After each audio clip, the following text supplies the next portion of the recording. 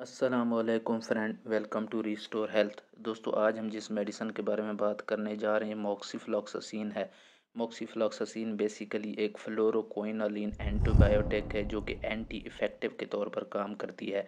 Anti effective basically वो medicine होती हैं जो कि बैक्टीरियल इन्फेक्शन को बॉडी से ख़त्म करने के लिए इस्तेमाल की जाती हैं। तो ये थ्रू आउट द बॉडी की में कहीं पर भी अगर बैक्टीरियल इन्फेक्शन है तो उसको ट्रीट करने के लिए इस मेडिसिन को इस्तेमाल किया जाता है। अगर हम बात कर लें इसकी इंडिकेशन की कि हम इसको कौन सी डिज़ीज़ में इस्तेमाल कर सकते हैं, तो बेसिकली ये पोस्ट ओरल और आईवी दोनों तरीक़ों से इसे लिया जा सकता है। यानी मुंह के ज़रिए भी आप इस मेडिसिन को ले सकते हैं और आईवी भी ले सकते हैं।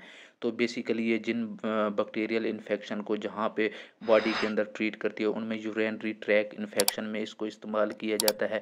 यूरिनरी ट्रैक इन्फेक्शन बेसिकली पेशाब की नाली का इन्फेक्शन होता है जिसमें आपके किडनी होते हैं, यूरिनरी ब्लैडर होता है, यूरिथ्रा होता है। अगर कहीं पर भी बैक्टीरियल इन्फेक्शन है तो उसको ख़त्म करने के लिए इसको इस्तेमाल किया जाता है। इसके अलावा गायनोकोलॉजिकल इन्फेक्शन जो होते हैं, फीमेल के अंदर जो गायनोकोलॉजिकल इन्फेक्शन होते हैं जैसे कि वजाइना या यूट्रस वगैरह में अगर किसी भी किस्म का इन्फेक्शन हुआ है तो उसको ट्रीट करने के लिए इसको इस्तेमाल किया जाता है।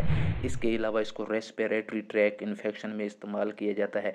यानी अगर किसी पेशेंट को सांस की नाली में किसी किस्म का इन्फेक्शन है जैसा कि लंग्स में, फेफड़ों वगैरह में, तो अगर उनके अंदर किसी भी किस्म का इन्फेक्शन है तो उसको ट्रीट करने के लिए इसको इस्तेमाल किया जाता है। उसमें ये बहुत ही ज़्यादा फ़ायदेमंद है। इसके अलावा स्किन और स्किन स्ट्रक्चरल इन्फेक्शन में भी इसको इस्तेमाल किया जाता है। यानी अगर आपकी स्किन के ऊपर किसी भी किस्म का इन्फेक्शन है जो कि बैक्टीरिया की वजह से हुआ है तो उसको ट्रीट करने के लिए इसको इस्तेमाल किया जाता है। इसके अलावा इसको बोन और जॉइंट इन्फेक्शन जो कि बैक्टीरिया की वजह से हुआ हो तो उसको ट्रीट करने के लिए भी इसको इस्तेमाल किया जाता है। इसके अलावा इसको इन्फेक्शियस डायरिया में भी इस्तेमाल किया जाता है। यानी ऐसा डायरिया या ऐसे पोषण किसी पेशेंट को लगे हुए हैं जो कि बैक्टीरियल इन्फेक्शन की वजह से हुए हों तो उसको ट्रीट करने के लिए भी इसको इस्तेमाल किया जाता है। इसके अलावा इसको कॉम्प्लिकेटेड इंट्रा एब्डोमिनल इन्फेक्शन में भी इस्तेमाल किया जाता है।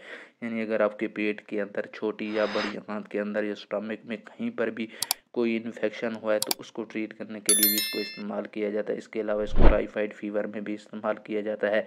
टाइफाइड फीवर में बेसिकली जो हमारी छोटी या बड़ी आंत होती है उसके अंदर परफोरेशन हो जाती है, वहाँ में सुराख हो जाते हैं टाइफाइड की वजह, साल्मोनेला टाइफी जो बैक्टीरिया है उसकी वजह से, तो उसको ट्रीट करने के लिए भी इसको इस्तेमाल किया जाता है।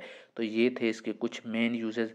अगर हम बात कर लें इसके तरीका इस्तेमाल या इसके मैकेनिज़्म ऑफ एक्शन की कि ये मेडिसिन किस तरह बॉडी के अंदर जाकर काम करती है, तो ये बेसिकली जो बैक्टीरिया के अंदर डीएनए की सिंथेसिस हो रही होती है तो उसके अंदर जो गायरेज एंजाइम्स होती है उसकी सिंथेसिस को डीएनए की फार्मूलेशन के दौरान गायरेज एंजाइम्स की सिंथेसिस को ये इनहिबिट कर देती है, जिसकी वजह से जो बैक्टीरिया का डीएनए होता है उसकी सिंथेसिस नहीं हो पाती है और इस तरह जो बैक्टीरिया होता है उसकी डेथ हो जाती है।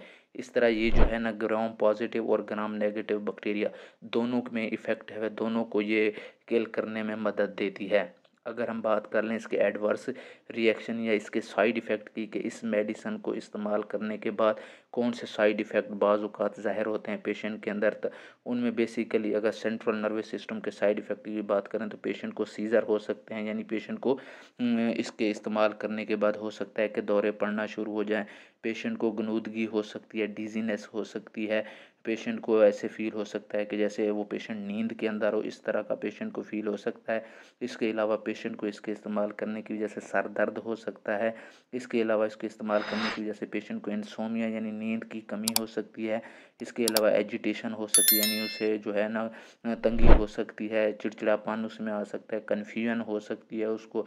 इसके अलावा ये सूडो मेम्ब्रेनियस कोलाइटिस में भी इस्तेमाल किया जाता है, जो कोलोन के अंदर मेम्ब्रेन होती है उसके अंदर स्वेलिंग भी हो सकती है इसकी वजह से। इसके अलावा पेशेंट को पेट का दर्द हो सकता है, एब्डोमिनल पेन, पेशेंट को मोशन वगैरह लग सकते हैं। इसके अलावा जो लीवर के एंजाइम्स होते हैं उनकी जो मिकदार है वो डिस्टर्ब हो सकती है और पेशेंट को नौजिया भी हो सकता है। इसके अलावा जो पेशेंट है उसको फोटो सेंसिटिविटी हो सकती है, यानी लाइट से एलर्जी हो सकती है। पेशेंट को स्किन के ऊपर रैशेज हो सकते हैं, हाइपर ग्लाइसीमिया हो सकता है या हाइपोग्लाइसीमिया हो सकता है। ईसोफेलिया भी पेशेंट को हो सकता है। इसके अलावा local phlebitis at the IV site, यानी अगर जहाँ पर पेशेंट को इंजेक्शन लगाया गया है वहाँ पर पेशेंट को जो है स्वेलिंग वगैरह हो सकती है, वहाँ की स्किन रेड हो सकती है। इसके अलावा टेंडोनाइटिस हो सकती है पेशेंट को, यानी जो पेशेंट के टेंडोन हैं बॉडी के अंदर उनके अंदर इन्फ्लेमेशन हो सकती है, टेंडन रैप्चर भी हो सकते हैं। इसके अलावा पेरिफेरल न्यूरोपैथी भी हो सकती है पेशेंट को। तो ये डिफरेंट कम्प्लिकेशन है। अगर इनमें से कोई भी कम्प्लिकेशन पेशेंट के अंदर ज़ाहिर होती है तो इस मेडिसिन को आपने इस्तेमाल करना बंद कर देना है। अगर हम बात कर लें इसके रूट या इसकी डोज़ की, तो ये बेसिकली रूट की बात करें तो हम इसको मुंह के ज़रिए भी पोस्ट औरल भी ले सकते हैं, इसको आईवी भी ले सकते हैं। इसके अलावा अगर इसकी डोज की बात करें तो ये 400 मिलीग्राम डेली आपने लेनी है, इससे ना कम लेनी है ना इससे ज़्यादा लेनी है। और इस मेडिसिन को आपने मैक्सिमम 7 दिन तक कंटिन्यू रखना है। अगर इस दौरान आपको इसके इस्तेमाल करने की वजह से कोई फ़ायदा हो रहा है तो इसको इस्तेमाल करें, तो अदरवाइज़ इस मेडिसिन को छोड़ दें, आप किसी दूसरी मेडिसिन की तरफ मूव कर जाएँ। तो उम्मीद है कि आप लोगों को ये वीडियो पसंद आई होगी। अगर ये वीडियो पसंद आई है तो वीडियो को लाइक करें, चैनल को सब्सक्राइब करें और बेल के आइकन को ज़रूर दबाएं ताकि आपके पास पहुंचे हमारी वीडियो का नोटिफिकेशन सबसे पहले। अपना, रिश्तेदारों का और गिरदो नवा के लोगों का सबका ख्याल रखिएगा। मिलते हैं नेक्स्ट वीडियो में। ओके, अल्लाह हाफिज़।